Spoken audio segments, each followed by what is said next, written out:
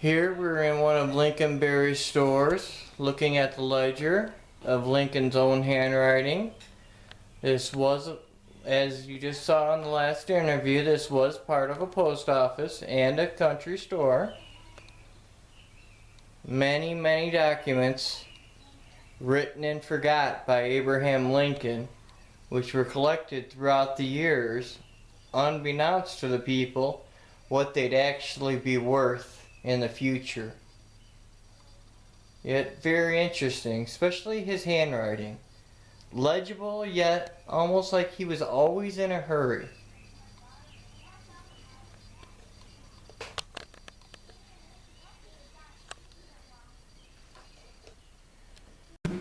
And he ran that for about a year with his partner, William Berry. Then they decided to expand, so they moved down here and borrowed more merchandise, got deeper in debt, went bankrupt in 7 months. First Berry Lincoln store, Lincoln would sleep on the counter at night. Here he's got a bed in the back. Berry had a house? What's that? Berry had a house? Yes, William Berry lived on a family farm. His father was a Presbyterian minister over in Rock Creek. Church he ran is still operating. And Lincoln slept in the back room here. And the only trouble is, Ben is 6 foot long, and Lincoln is 6'4". Feet hung off again. Yeah. He was postmaster here too. There's the post office. You came to pick up your mail, he'd hand it to you in person. Mm-hmm. Well, there weren't that many folks here. What was the population? About 100. But some of the surrounding farm families came to pick up their mail here too. Which I think still must be going on today. We go through some of these tiny towns and they have post offices, Yes. and I think, why do they need a whole post office for 400 people? Yeah, a lot of people. But I think it's Yes. they're getting in the Yes. surrounding farms too. And a lot of them don't have home delivery. You got to pick up your mail, and you have a box. And how long did Lincoln live here in the area? 6 years. Yeah. From when he was 22 to 28. This was one of the first. This was the first community he ever lived in. In Indiana and Kentucky, he lived on his parents' farm, of course, which was isolated out in the country. Mm-hmm. And when he moved away, where did he go to? He moved to, he stayed here about 3 years after the store failed and became a land surveyor. And he studied law at night. He became surveyed as a lawyer one of the last days he was here in the village.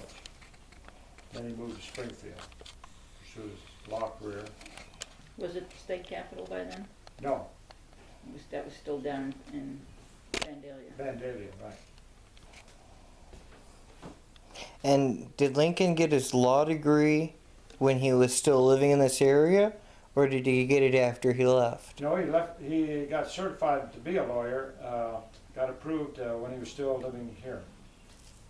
And you didn't take an exam. You appeared before 2 Supreme Court, state Supreme Court justices, and they give you an oral examination. Much different than nowadays. And you also had to publish your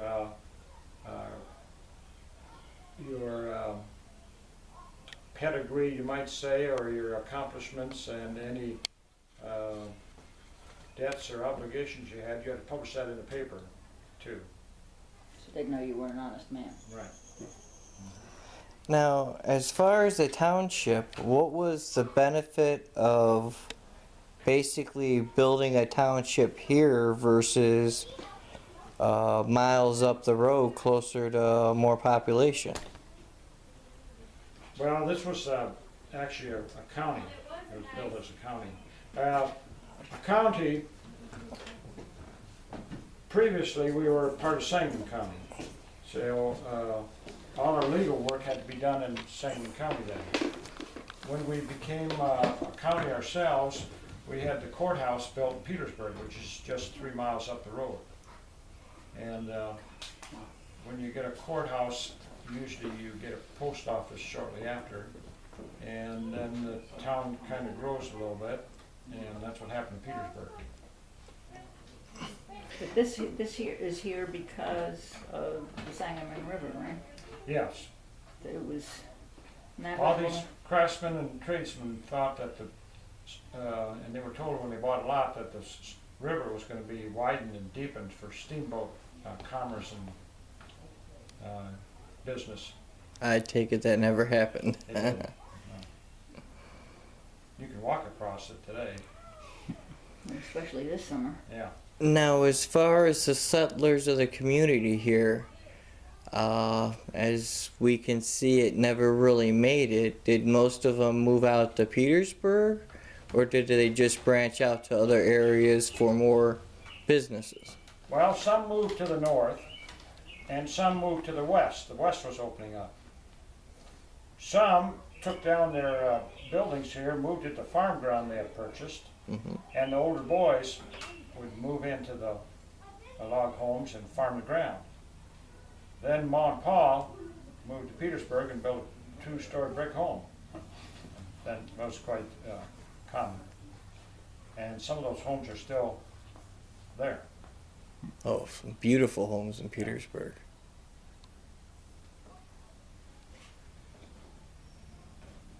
All right. Well, thank you for the little bit of history. Very much appreciated.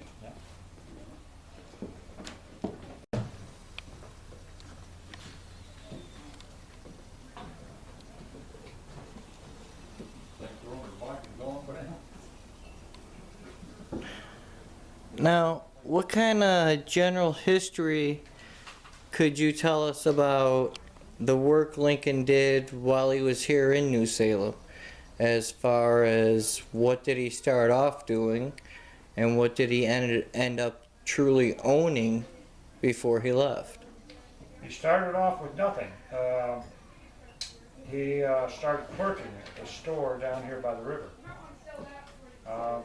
When that store went bankrupt, he enlisted in the Black Hawk War and was elected captain.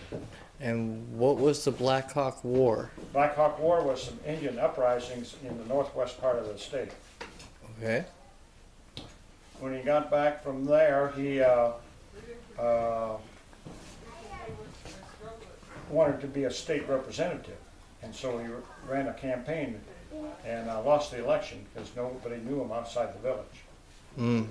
That makes He ran sense. another election in 1834, and he won a 2-year term, and he was on his way to win many times after that.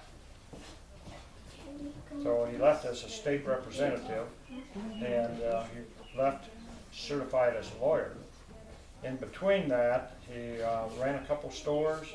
He was an election judge, captain of the local militia, which we talked about, and he was a postmaster, too. Of here, postmaster of New Salem? Yes. Okay, now as far as you say postmaster of New Salem, did that just cover this town or did it cover the county areas including Petersburg? Well, yes, it included the rural county, the rural area around New Salem here. It eventually, after a couple of years, the post office did move to Petersburg, so he lost his postmaster job when that happened. Okay. Well, I appreciate your time. Thank you for the history, and I will definitely pass this on. Alrighty.